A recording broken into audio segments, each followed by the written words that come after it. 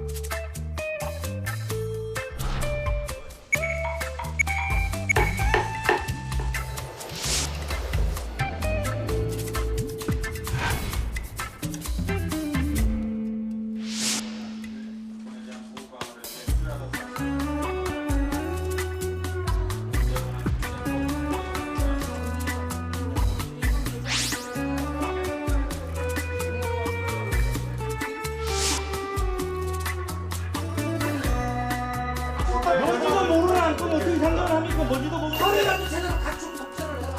지난 3차 추경에서도 시급성을 내세워서 소위에서 제대로 논의도 하지 못한 채 전체 회의에서 통과를 시켰는데 이번 부동산 관련 셈법도 같은 일이 반복되는 것에 깊은 우려를 표합니다.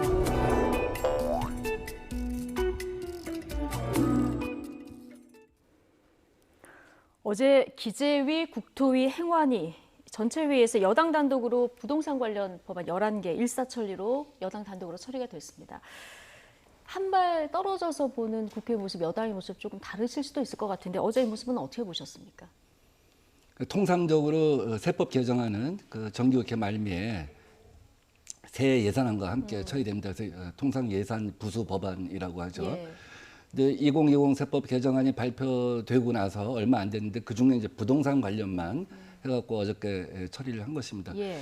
정부 여당 입장에서는 지금 시장이 미치는 파장을 갖다 고려하여 굉장히 그 시급하다고 상황을 판단한 것 같아요. 지금 정부가 불로소득에 대해서는 확실하게 회수를 하겠다는 의지를 분명히 천명하고 예. 이와 더불어 공급 정책을 제대로 적시해 내놓을 때만 부동산을 잡을 수 있다고 생각하고 그런 시급성에 대해서는 일정한 부분 이해가 되는 부분이 있습니다. 예. 그런데 여러 가지 이제 법안들이 어제 통과가 됐습니다만은 시급성이 있어도 이게 세금을 올리는 부분인데 이게 여야 합의가 없이 통과된 부분에 대해서 좀 지적이 있는 것 같습니다. 뭐 가장 그 국민의 일상생활과 직접적으로 연결되는 것이기 때문에 네. 국민을 대변하는 여야 정당이 합의하는 것이 아마 저는 뭐 최우선이라고 생각을 합니다. 그런데 우선 원구성 자체에 굉장히 오랜 시간이 흘렀고요. 예. 그런 부분에 있어서 또 그 시기 이 시기에 부동산이 시중에 부동산이 폭등한다든지 하는 부분에 대해서 또 전월세 시장이 굉장히 서민들 생활에 어렵게 다가간다든지 이런 부분에 대해서 고민을 하지 않을 수 없었다고 생각합니다. 예.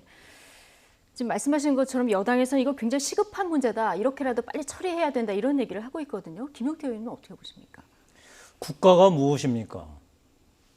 국민한테 세금 걷어서 그것을 국가 일을 한다고 쓰는 조직이라고 크게 보면 말씀드릴 수 있습니다.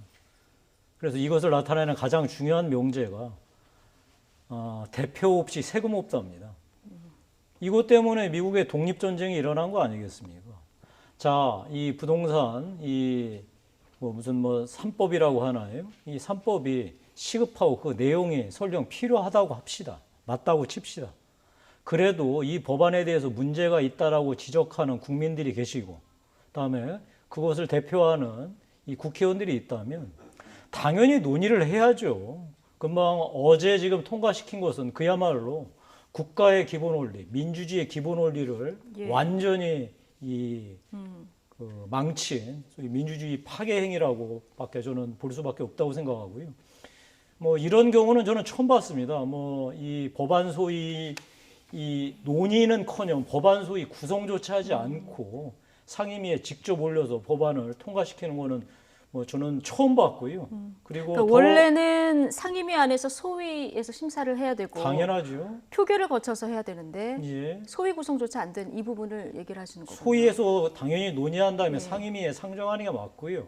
그다음에 그 안건들도 그냥 몇 건만 그냥 마음대로 하는 게 아니라 의원들이 제출한 법안들 전부를 관련 법안들을 놓고서 논의를 한 다음에 그다음에 예. 그거에 대한 그 대안을 만들어서 상임위에 올리는 게 맞지요. 예. 저는 어제 상황을 보면서 그 내용도 형식도 기가 막혔지만 앞으로 이런 일이 이제 일상화될 것이다라고 하는 그런 두려움을 느꼈습니다. 바로 이런 것들이 다름 아닌 더도 아니고 덜도 아니고 독재의 모습 아니겠습니까? 저는 예. 참으로 어제 비통한 심정으로 국회의 모습을 보았다고 말씀드리겠습니다. 예, 부동산법뿐만 아니라 앞으로 통과될 모든 법들이 이렇게 흘러갈 것이다. 여기에 대해서 우려를 표명한다. 얘기를 네. 해주셨는데요. 지금 앞서 이제 세금 관련뿐만 아니라 여러 가지 어제 부동산 관련 법안들이 통과되지 않았습니까? 국민들 관심 있는 법 중에 하나가 이제 임대차 3법인데요. 그 하나의 전월세 신고제 야당의 불참 속에 어제 이제 통과가 됐습니다. 그런데 이 임대차 3법이요. 임대차 3법은 취지는 굉장히 좋은데 이 임대차 3법 국회에서 논의가 되면서 지금 전세 시장이 또 불안한 이런 현상이 나타나고 있거든요. 괜찮을까요? 그러기 때문에 더 시급하게 이 문제를 처리한 것이 아닌가 하는 예. 생각이 듭니다. 우리나라 전월세 시장은 이제 2년 계약 아닙니까? 그러면 한 달이면 이제 24분의 1이 계약을 갱신한다고 볼 수가 있겠죠. 매 한 달마다. 근데 실제로는 평균적으로 우리나라 전월세 시장은 4년 정도 이제 거주한 걸로 알려져 있습니다. 지금 이 시기에 전월세 신고제가 사실은 임대차 3법의 기본입니다. 예. 신고가 돼야지 임대료 상한을 갖다 지킬 수 있는지 계약 갱신을 하는지 이런 걸 지켜볼 수가 있는 것이죠. 근데 어제 우선 이제 신고제만 이제 통과가 됐는데 그것은 이제 시장에 만약에 이것을 갖다가 12월 달에 통과시킨다든지 그래서 예. 발효 시점을 갖다가 내년 보통 통상적으로 법이 통과된 날로부터 6개월 후 혹은 1년 후로 하게 되면 아까 말씀드린 것처럼 전월세 계약이 2년 단위인데 사실 2년 전체에 걸쳐서 영향을 미치는 거거든요. 그래서 24분의 1로 그 효과를 갖다 제한하기 예. 위해서는 이달에 통과시키고 이달에 발효시키는 것 그 시급성을 인정합니다. 예. 자, 그렇다 하더라도 김용태 의원이 조금 전에 지적을 해주셨는데 오늘 법사위 시작하자마자 아수라장이었다 이런 보도를 앞서 보셨거든요. 여당에서는 심사하자 하는데 지금 야당은 일정 합의도 안 했고 지금 소위 구성조차 안 됐는데 어떻게 이걸 심의를 하느냐 이런 주장이에요. 여기에 대해서는 어떻게 보십니까? 그건 이제 야당의 전략 미스라고 생각합니다. 제가 애초에 국회법을 잘 들여다보면 국회 상임위원회는 위원장이 여야 간사와 협의하여 진행할 수가 있습니다. 합의하여 진행하는 것이 아니거든요. 예. 근데 왜 지금까지는 그 위원장이 합의 상태에 갖다가 생략하고 그 협의하는 정도 어떤 그 일종의 과정만 보여주면서 진행을 예. 갖다 왜 안 했냐면 상임위를 갖다가 여야 간에 원만하게 운영해야 한다는 것, 또 그 다음에는 단독으로 과반수가 안 되는 경우, 또 법사위에서 뒤집어지는 경우, 예. 이런 경우 때문에 국회법에 협의하여 진행할 수 있다. 그러니까 협의만 해서 진행할 수 있다는 그것을 생략한 것이죠.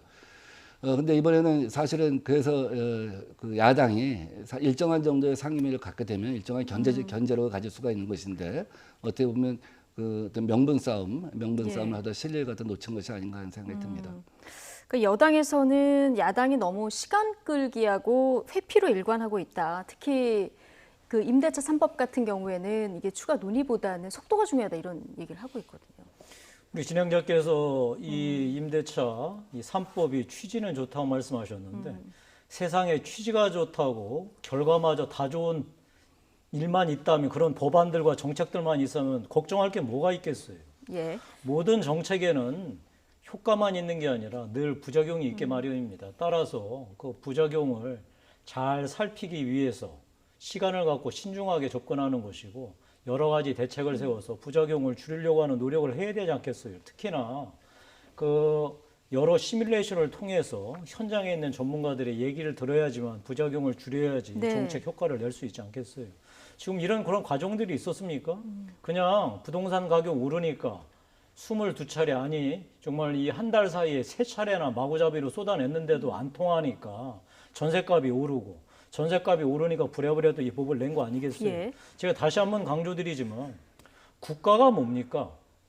국가가 그러니까 세금을 걷어서 그걸 쓰는 거 아니겠어요? 이게 국가의 가장 기본 원리라고 한다면 그 일을 다루는 게 바로 국회예요. 헌법에도 국회가 가장 먼저 나온 이유가 국민에게 세금을 걷는 일을 국회가 하라고 하는 거예요. 그런데 이 일을 국회가 뭐 시급하다는 이유 하나만으로 그 완전히 한 일방을 그 무시하고, 다음에 이 정책의 효과뿐만 아니라 부작용도 제대로 검토하지 안 하고 이런 식으로 통과시킨 거는 그 어떤 경우에도 저는 그 인정받을 수 없을 거라고 생각하고요. 다음에 이제 더 중요한 거는 이 정책이 어떤 효과를 낼지 모르는 상황에서 시급하기 때문에 모든 과정을 다 건너뛰는 걸 용서받을 수 있다. 천만의 말씀입니다. 이 지금 부동산 3법이 현재 실제로 전세 가격 폭등으로 이어지고 있잖아요. 이 전세 가격 폭등으로 이어지니까 더 빨리 내서 전세 폭등을 막을 수 있을 거라고 생각하시잖아요. 천만의 말씀입니다. 정부가 정책을 내놓으면 반드시 이 시장에서는, 다음에 개인들은 대책을 만들어서 그것을 빠져나가게 마련이에요.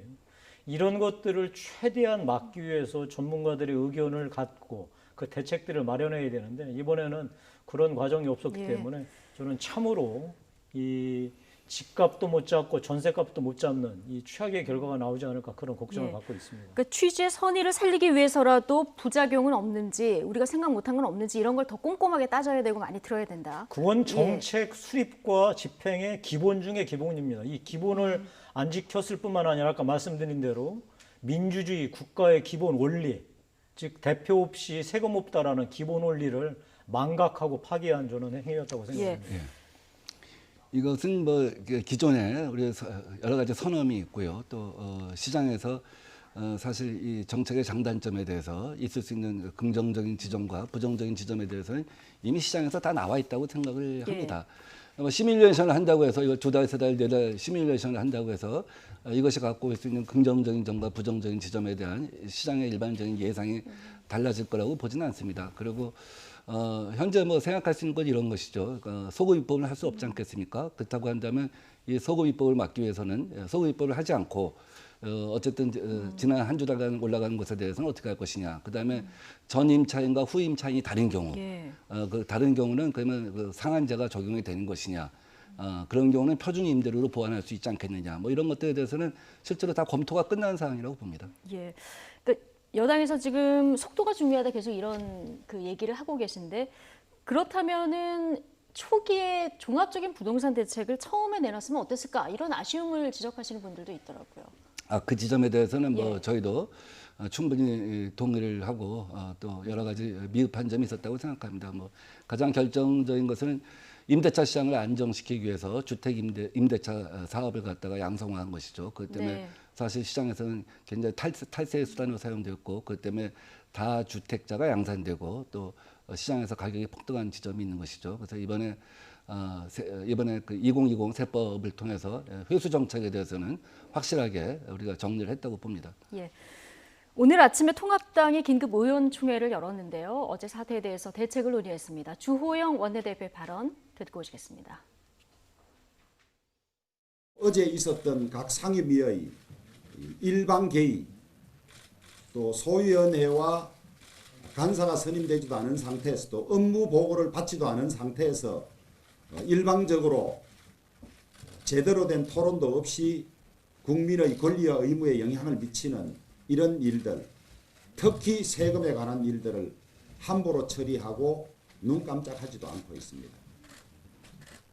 8월 4일까지 무조건 하여튼 처리하겠다고 통보해 오고 있는 그런 상황입니다. 저희들은 민주당의 행태로 봐서 충분히 그럴 거라고 짐작했지만은 의회 민주주의도 철저히 짓밟히고 있고 따라서 국민들의 권리와 권익도 철저히 짓밟히고 있는 이런 상황입니다. 숫자의 힘으로 우리가 막을 수는 없습니다. 좀 더 치열하게 국회에서 문제점을 지적하고 따지고는 하겠지만은 앞년 몰수하고 그냥 숫자의 힘으로 표결하고 넘어가는, 마지막에는 또 표결을 한다고 하지만은 제대로 된 토론이라도 하고 부작용이라도 좀 거르고 해야 되는데 이런 것도 없이 그냥 일방적으로 밀어붙이고 있습니다. 네, 지금 뭐 숫자의 힘으로 막을 수 없다 이런 얘기 듣고 오셨는데, 근데 또 또렷한 대안은 나오지 않는 상황에서 통합당이 할 수 있는 건 뭐가 있을까요?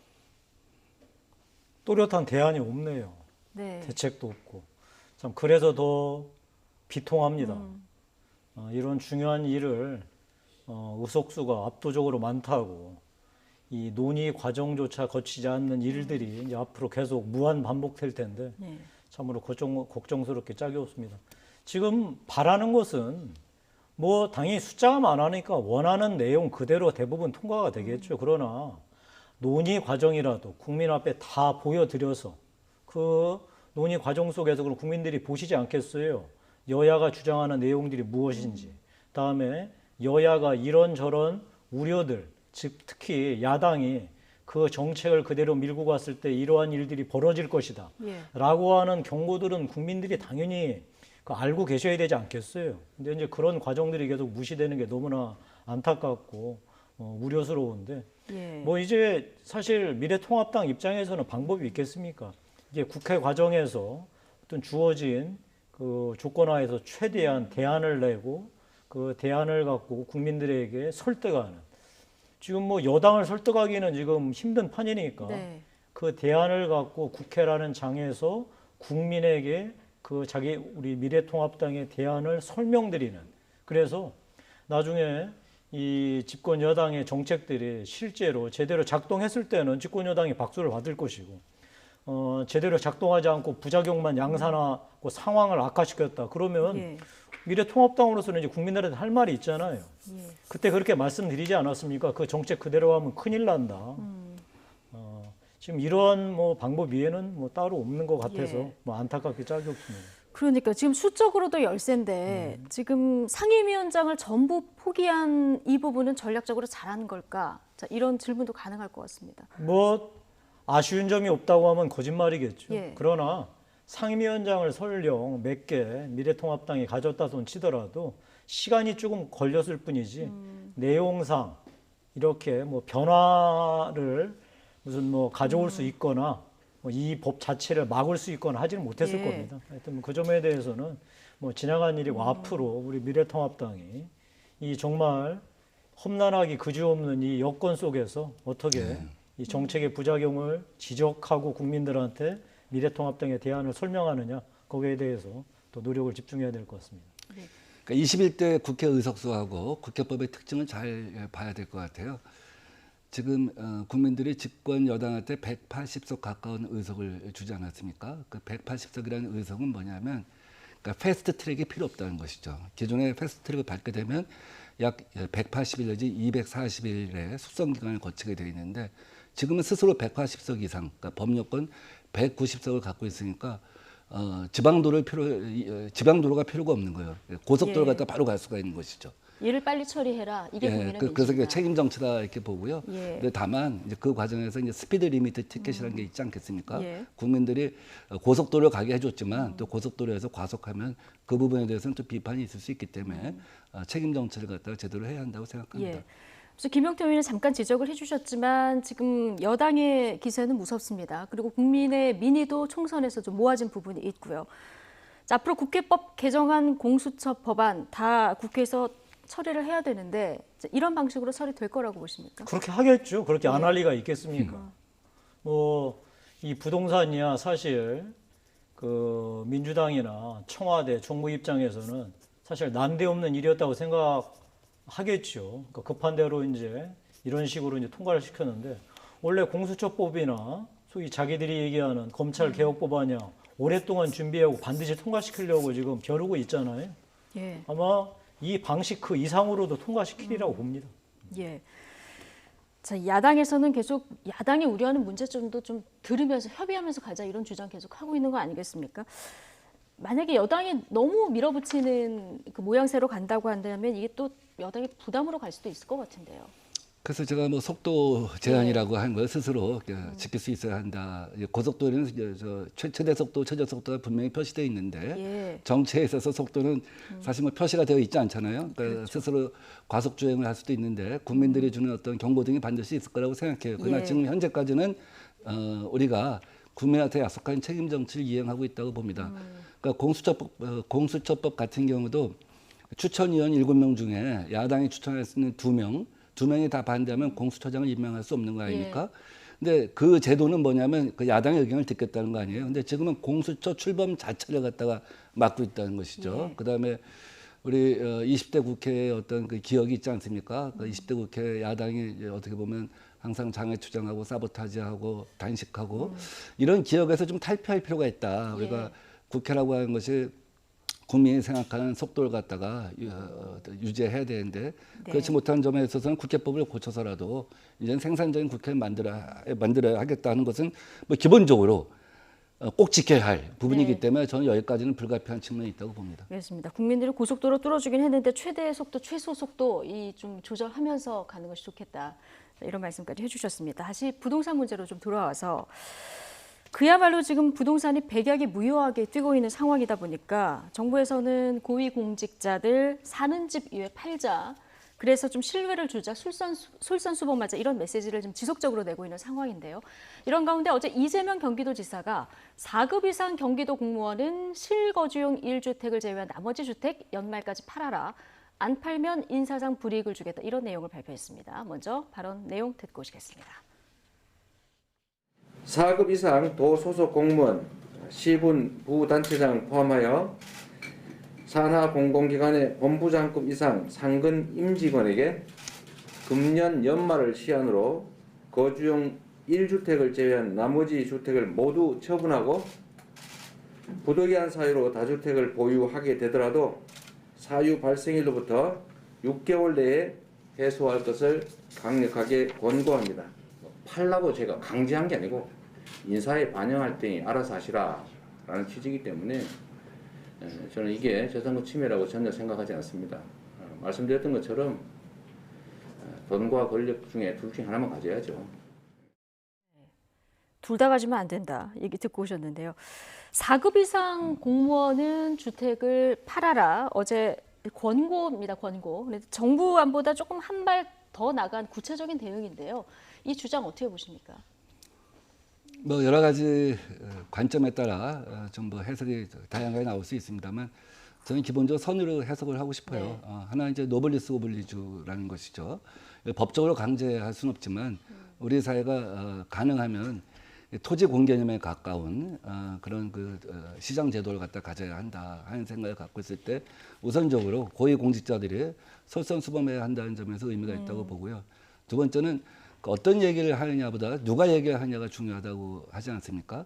지금 고위 공직자 특히 국회의원이나 또 부동산 정책을 위반하는 그런 공무원들이 강남에 또 요지에 다주택을 갖고 정책을 갖다 수립하고 입법을 하는 데 있어서 국민들의 불만이 굉장히 크단 말이죠. 그러니까 사실 어떤 얘기를 갖다가 했을 때 설득력이 있으려면 스스로 모범을 지키는 어떤 국회의원이나 공직자가 필요하다 하는 그런 메시지. 어떤 얘기를 하냐보다 누가 얘기를 하냐, 어떤 자격을 가진 사람이 얘기를 하냐 이런 면에서 우리가 좀 국민들한테 동의를 얻을 수 있는 그런 변화가 필요하다 하는 것을 이해할 수 있겠습니다. 예. 자, 어제 그런데 이게 공무원 재산권 침해 아니냐 이런 그 논란이 있었고 기자들 질문도 있었습니다. 강제한 건 아니지만 인사에 반영하겠다 얘기를 했습니다. 말장난하십니까 이재명 지사? 이게 강제지 무슨 뭐 이게 강력 권고라고 그걸 누가 믿겠습니까? 이거는 그야말로 강제 중에 강제인 거. 인사상 불이익이면 이건 강제다. 그 인정 안 하는 지금 이게 말장난이지 무슨 말씀이세요? 그리고 이 이재명 지사가 이렇게 정말로 그 엄청난 무리수라고 보여지는 이런 발상을 어떻게 할 수 있었을까요? 그건 청와대 때문에 그렇습니다. 청와대 민정수석 자리가 이 강남 아파트 한 채 값 아닙니까? 그 김주원 수석이 청와대 강남의 아파트 한 채 팔으니까 민정수석 계속 할 수 있도록 만들어줬다는 거 아니겠어요? 자, 그러니까 경기도에서도 공무원에서 승진하고 싶으면은 집 하나 팔아라 이런 얘기밖에 더 되겠어요. 그리고 제가 여기서 꼭 지적하고 싶은 건 그겁니다. 부동산 잡으라고 했지 지금 희생양 찾으라고 안 했어요. 100번 양보해서 희생양 찾아서 부동산 잡을 수 있으면 아마 국민들 뭐 억지 춘향격으로 박수 칠지도 모르겠습니다만 이런다고 부동산이 잡히겠어요? 네. 정책을 내놓고 대책을 내놔야죠. 희생양 지금 찾아서 지금 국민들 부동산 때문에 화난 마음 어떻게든 면피하려고 하는 것 같은데 그 면피한다고 부동산 안 잡힌다니까요. 그리고 지나간 말씀이지만 제가 이 말씀 꼭 드리겠습니다. 이 정부 시작하자마자 부동산 잡겠다고 내놨던 가장 대표적인 정책이 다주택 그래서 임대사업하라고 했던 거 예. 아니겠어요? 그때는 그러면은 부작용 검토 안 하고 뭐 자기들이 했겠어요? 나름대로 이모저모 따져보고서 이러면 부동산 잡을 수 있다라고 정책 내놨지 않겠어요? 그런데 그 이모저모 따져본 게 그야말로 책상머리에서 정치인들하고 관료들이 짰는 거였고 실제로는 시장에서 현장 전문가들 얘기를 듣지 않았으니까 지금 이 모양 이 꼴이 된 거 아니겠어요? 지금 이번에 어제 통과시킨 법들이 그러지 않으리라는 법이 어디 있겠습니까? 그리고 이렇게 지금 이재명 지사처럼 예. 뭐 무슨 얘기인지는 국민들 다 아실 거예요. 이재명 지사가 왜 저런 무리수를 두는지. 근데 저런 게 부동산을 잡을 수 있을 거라고 생각하는 사람은 아무도 예. 없을 거라고 저는 생각합니다. 예, 부동산 대책 찾으라고 했더니 희생양을 찾고 있다 이런 얘기를 지금 김용태 의원이 해주셨는데, 자 어쨌든 공무원부터 솔선수범해야 된다. 김용태 의원님은 이건 부동산 만약에 시장에는 그런 논리라면요. 예, 그런 논리라면 국민적 위화감을 조성하는 국제고 뭐 자사고 외고. 그래서 뭐 이 정부는 사실상 이런 뭐 지금 자사고나 외고 같은 거 없애려고 하고 있지 않습니까? 그럼 그런 자녀를 둔 사람 이 인사상 불이익 주겠다라고 하는 거하고 뭐가 다르겠어요? 저는 예. 제 비유가 좀 과할지는 모르지만 예. 사실 국민들이 보기에는 아까 말씀드린 대로 국민들 지금 부동산 때문에 화난 마음 뭔가 시선 돌리고 희생양 찾으려고 하는 것밖에 보이지 않고 예, 그러니까 부동산을 부동산 못 잡을 대책, 것 같다. 이런 집값을 생각이 듭니다. 떨어뜨리기 위한 뭔가 주요한 대책이 나와야 된다 이런 저는 뭐 말씀이신 것 같은데요. 예. 예, 희생양을 찾으려고 했다라기보다는 사회적 어떤 그 합의 가능한 예. 선을 갖다 찾으려고 했다고 봐요. 최고의 공직자, 특히 법을 만드는 국회의원들 이런 경우는 일정한 정도 이재명 도지사의 저러한 정책이 국민들한테 주는 울림이 있을 거라고 예. 봐요. 반대도 있지만 무겁게 봐야 되고 특히 고위공직자 입법하는 국회의원들이 많이 신경 써야 한다고 보고요. 물론 저거 갖고 부동산을 더 잡겠다 하는 생각은 아니죠. 저는 예. 다양한 수요 억제책과 다양한 공급책이 다 함께 마련되어야 한다고 생각을 합니다. 예. 우리가 이제 수요 억제책에 대해서는 지금 이제 완성태를 갖다가 보였다고 생각하거든요. 이번 국회에서 통과된 각종 세법 예. 개정안이 일종의 수요 억제책으로는 최종판이라고 보고요. 이제 공급은 사실은 다양하거든요. 그러니까 쇠고기 등심을 먹겠다는 사람과 그런 능력 있는 사람과 삼겹살을 먹겠다는 사람과 김밥으로 만족하는 사람이 있단 말이죠. 그 전에 비해서 유동성이 많이 늘어나고 국민 소득이 늘어나다 보니까 수요도 굉장히 다양해진 지점이 있죠. 예. 단순히 물량만 갖고 얘기할 수는 없는 지점이 있단 말이죠. 그래서 집값을 내리는 공급과 집값을 올리는 공급이 있는데 그걸 잘 구분해 갖고 우리가 적절하게 일을 해야겠다는 생각이 들어요. 실제로 뭐 과거에 나온 토지 임대부나 분양가 공개, 분양가 상한제 이런 것들은 정권이 20년, 30년 간다고 한다면 올바른 정책일 수 있어요. 그걸 통해서 네. 사실은 그 집값을 안정시킬 수 있지만 방금 말씀드린 것처럼 수요가 다양해졌기 때문에 거기에 맞춰야 한다고 봐요. 그래서 예. 경기도에서 얘기하고 있는 기본주택자랄지 서울에서 새로 얘기하는 지분적립제를 포함하여 정부가 새로 발표하고자 하는 원도심 고밀도 개발 등 다양한 공급 패키지를 갖다 만들어야 한다고 봅니다. 예, 뭐 다양한 대책들은 나오는 거고 지금 공직자들부터 솔선수범하는 이런 모습은 시장에 어떤 긍정적인 어떤 메시지로는 작용할 수 있다. 이런 얘기신데 김밥으로 만족하는 분들 아까 말씀하신 것 중에 이건 등심을 먹을 상황이 안 되기 때문에 만족하는 걸 수도 있습니다. 물론 당연하죠. 예. 그래서 이 말이 자칫하면 예. 국민들을 갖다가 이렇게 계층화하는 것으로 이렇게 보일 수가 있어서 저도 그 언어 선택에 있어서는 예. 신중한데 무슨 얘기냐면 사실은 국민들의 임대주택도 가령 더 좋은 임대주택이 있을 수 있지 않겠습니까? 예. 뭐 김밥만이 능사는 아니잖아요. 네. 좋은 어떤 그 김치찌개를 먹을 수도 있는 것이고 그래서 임대주택도 과거에 비해서는 더 양질의 임대주택을 갖다 공급하자는 거 아니겠습니까? 그런 취지로 말씀드린 겁니다. 알겠습니다. 자, 어제 경실련이 다주택 의원들 주택 보유 현황을 계속해서 발표하고 있는데요. 민주당 그 국회의원들에 대한 조사 결과는 지난번에 내놨고요. 어제 통합당 의원들 현황을 발표했는데 40%가 넘게 다주택자고 그중 27명이 강남 4구에 집을 소유하고 있습니다.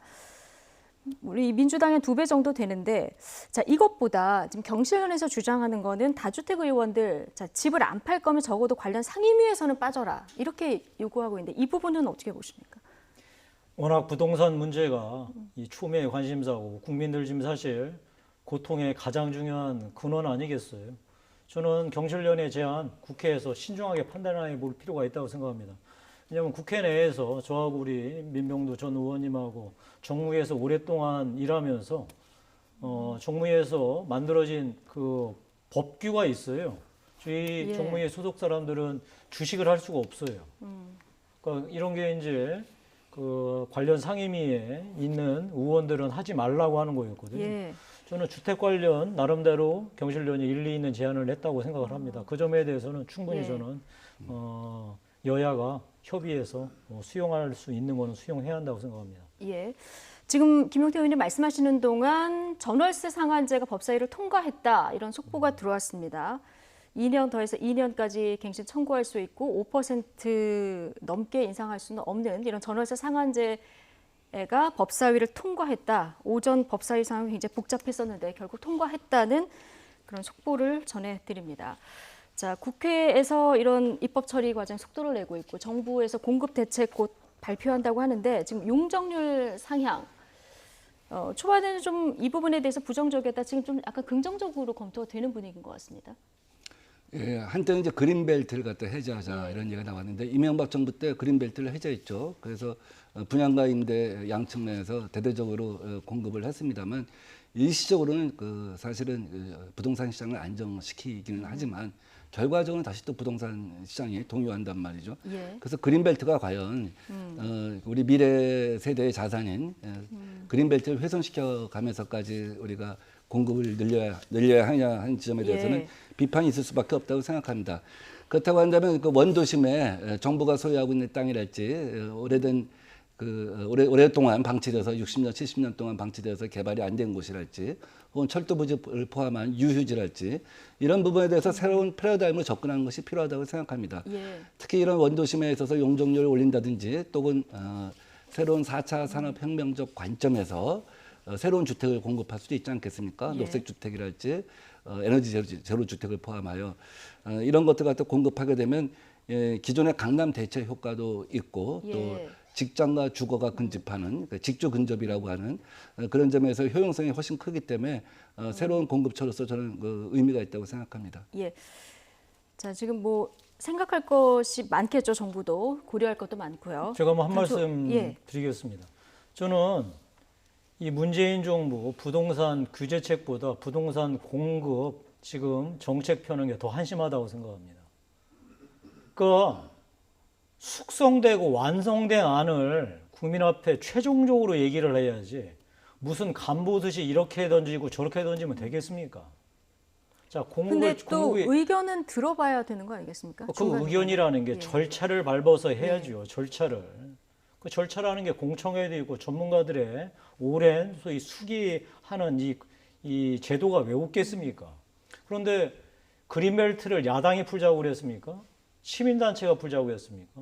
정부 일각에서 나왔고 정부 일각을 알고 봤더니 청와대하고 정부하고 민주당하고 다 합의한 것처럼 해서 계속 흘러나오지 않았습니까?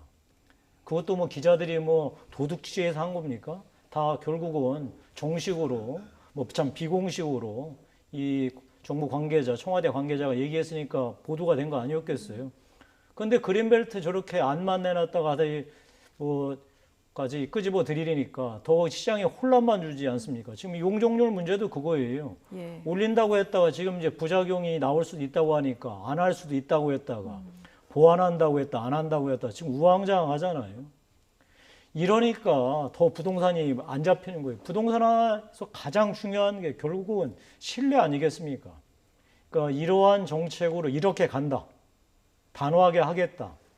그러니까 이런 뭐 어떤 시장의 신뢰를 받을 수 있는 정책 발표나 정책 내용들을 갖고 있어야지. 네. 이게 부동산정을 잡든지 말든지 하지. 이런 식으로 그냥 특히 공급 측면에서 간보듯이 그리고 조금 비판 소리가 나오고 그러면 그냥 바로 없었다는 듯이 우리는 얘기 한마디 안 했다는 듯이 이런 식으로 하는 게 더 국민들의 신뢰를 잃어버리게 저는 어떻게 보면 하는 국민들의 구조라고 신뢰를 확보해가는 과정이라고 생각해요. 지금 김용태 의원님 말씀하신 대로 뭐 간을 보기 위해서 그린벨트 얘기했다가 무슨 뭐 태릉 골프장 얘기했다 이렇게 생각하지는 않아요. 그런 것들 갖다 만약에 한 번의 결과로 발표를 했는데 예. 시장의 비판이 강해지면 공청회를 했는데 비판이 더 확산된다고 한다면 어떻게 하겠습니까? 어떻게 보면 이제 최종판이라고 할 수 있는데 수요 억제에 이어서 이런 부분에 대해서는 시장의 다양한 반응들을 갖다가 살피는 과정이 필요했을 것이라고 예. 보고 그래서 아마 8월 4일 이후에 공급안이 나올 때는 국민들이 만족할 수 있는 최종안이 나올 거라고 봅니다. 예. 자, 어쨌든 수도권 집값 안정화 방안이 좀 여러 각도에서 지금 논의가 되고 있는 상황인데 김태년 원내대표가 연설에서 그 운을 띄웠었던 행정수도 이전 문제도 사실 수도권 집값 때문에 시작된 부분이 있긴 합니다. 이것도 지금 여권에서 속도감 있게 진행이 되고 있는데요. 우원식 더불어민주당 그 행정수도 완성 추진단장 마치 미국 뉴욕과 워싱턴 DC 같이 도시의 역할을 분리하겠다 이런 얘기를 했는데요. 이 내용 잠깐 듣고 오시죠. 세종은 행정수도로 만들어서 국가균형 발전의 컨트롤 타워로 만들려고 하는 거고요. 예. 서울은 글로벌 그 경제 수도로 만들자는 것인데요. 네. 이것은 마치 이제 미국의 뉴욕과 워싱턴 DC처럼 그렇게 네. 하자는 겁니다. 이 지금 전국 97개의 지자체가 소멸 위기로 치닫고 있고 그런 반면에 토지 면적이 11%밖에 되지 않는 수도권 지역이 예. 인구의 절반이 살고 있거든요. 아주 초집중이 상당한 문제로 제기되고 있습니다. 그래서 이런 초집중 문제가 서울의 건강성을 많이 해치기 때문에 예. 서울의 학교 출산율이 0.76이에요. 그래서 전국에서 가장 낮기도 하고 거의 세계 최저 수준 네. 이 서울입니다. 그래서 비워야 채울 수 있다고 비운 자리를 잘 채워서 서울을 혁신과 창업으로 꿈을 이루는 젊은 도시, 네. 최고 수준의 경제 인프라를 갖춘 국제적 경제 수도로 만들자라고 하는 게 저희들의 생각입니다. 예. 여권에서는 시간이 지나면서 이제 국가의 균형 발전 그리고 도시 기능을 좀 분리하자는 차원의 얘기들이 많이 나오고 있는데 지금 들은 것처럼 미국의 워싱턴 DC랑 뉴욕처럼 서울과 세종 도시의 기능을 분리하자 이런 얘기가 지금 여권에서 계속 나오고 있는데요. 독일, 브라질, 미국이 그런 형태를 밟고 있죠. 애초에 2004년도에 노무현 대통령이 신행정 수도를 갖다 만들자고 했을 때 그 구상 자체가 서울은 경제 수도, 네. 세종시는 행정 수도인 것이죠. 지금 갑작스럽게 뭐 부동산과 연계돼서 이 정책이 나온 것은 아니고요. 2년 전에 문재인 대통령이 개헌안을 발의했을 네. 때도 그랬고 또 지난번 총선에서도 국회의사당은 세종 의사당을 갖다 짓겠다고 하는 것이 이제 공약이었던 것이죠. 그러면서 180석 의석을 갖게 되니까 이제 자신감을 갖고 추진하는 것이라고 봅니다. 지금 국회와 행정부가 분리되어서 우리가 겪고 있는 그 행정의 비효율성 제거라고 하는 것은 굉장히 당면하고 예. 시급한 과제라고 생각합니다. 거기에 대해서는 누구도 부정할 수 없고요. 예. 그것은 이제 행정수도 완성을 통해서 우리가 그 비효율을 제거해야 한다고 보고요. 또 한편에서는 서울이 제2의 한강의 기적을 만들 때가 됐다고 생각합니다. 서울의 그 행정 입법 사법 기능이 행정 수도로 옮겨갔을 때 그럼 서울을 어떤 도시로 만들 것이냐에 대한 국민적 합의도 굉장히 중요하다고 보는데 저는 금융가가 있는 그 여의도를 갖다 그 전부터 얘기를 했습니다. 여의도 대한민국의 심장 국회의사당을 예. 바꿔서 우리가 여기서 4차 산업혁명 캠퍼스로 만들자. 그래서 청년들이 창업도 하고 여의도 금융과 함께 연계해서 시너지 효과도 만들 수 있고 그런 걸 통해서 우리 대한민국에 다시 한번 혁신 성장할 수 있는 심장을 만들자는 얘기를 쭉 제가 지난 2년 동안 해왔는데 네. 저는 뭐 지금 그것이 어떻게 보면 우리들 내부에 민주당 내부의 합의로 갈 것이라고 생각하고요. 또 국민들 사이에서도 공감이 있을 거라고 생각합니다. 예. 지금 이 행정수도 이전 안을 두고 민주당의 수도권 의원 그리고 통합당의 뭐 충청권 의원 좀 속내가 복잡할 것 같긴 한데요. 김용태 의원님 개인적으로 이 행정수도 이전 어떻게 보십니까? 저는 지금 이 행정수도 이전 이 얘기는 이 부동산 공급 정책 간보는 것보다 더 나쁜 아주 국민을 속이는 속임수라고 생각을 합니다. 왜냐하면 이 행정수도가 됐든 수도 이전이 됐든 예. 이 안은 정부가 내놔야 돼요. 완성해서 정부가 내놓은 다음에 그걸 갖고 국회에서 논의를 해야죠.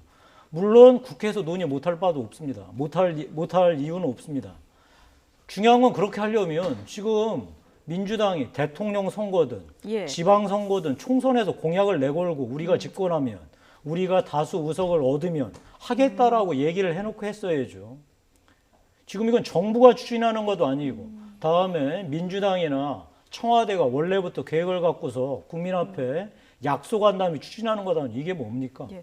그러니까 일단 결국은 화두를 던졌고 지금부터 논의하는 건 안 되겠습니까? 그러니까 화두를 던지려면 화두가 예. 아니고 안을 안을 내놔야지 내놔야 정부가. 된다. 예. 정부가 안을 내놔서 이러이러한 그러니까 이 수도 이전 내용이 뭐냐? 청와대는 어떻게 하고 국회는 어떻게 하고 유관기관들은 어떻게 하겠다. 다음에 언제부터 시작해서 언제 끝내겠다.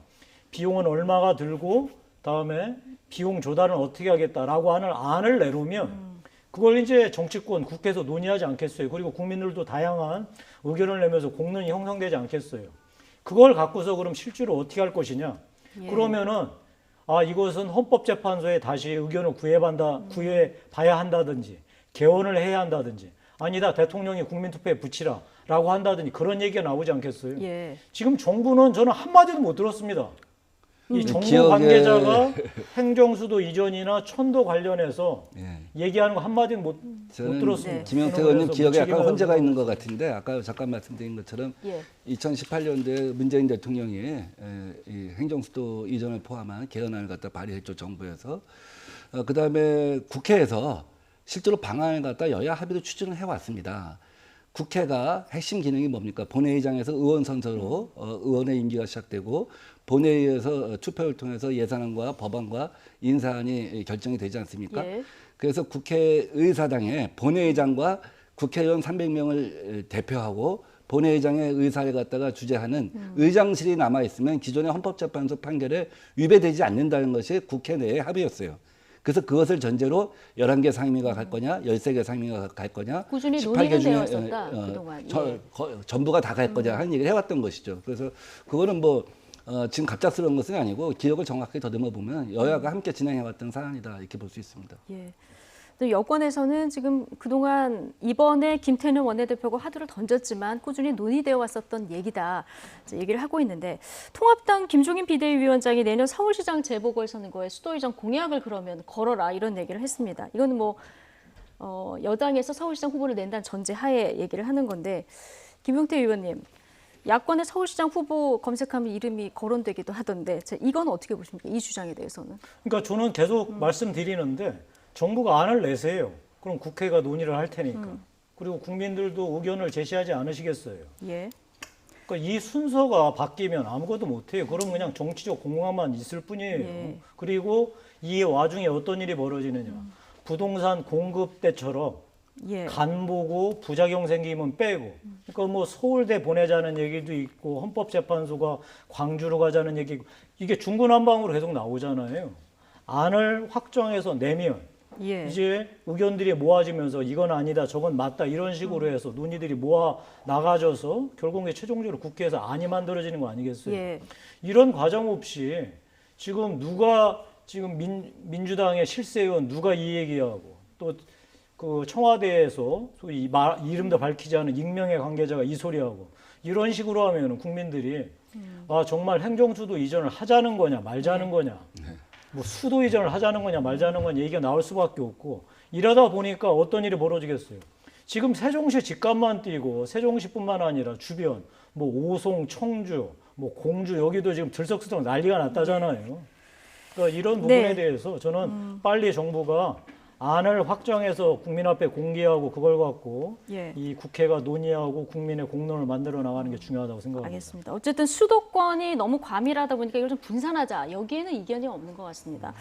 민주당도 민주당대로 이제 구체적인 안을 만들겠습니다만 통합당 내에서도 이게 일부 필요하니까 그럼 우리가 받아서 논의해보자 이런 의견이 나오고 있기 때문에 뭐 정치권에서 좀 보다 생산적인 논의가 앞으로 좀 진행됐으면 좋겠다 이런 바람입니다. 자, 오늘 민병두 전 더불어민주당 의원 그리고 김용태 전 미래통합당 의원 두 분과 정치권 이야기해봤습니다. 고맙습니다.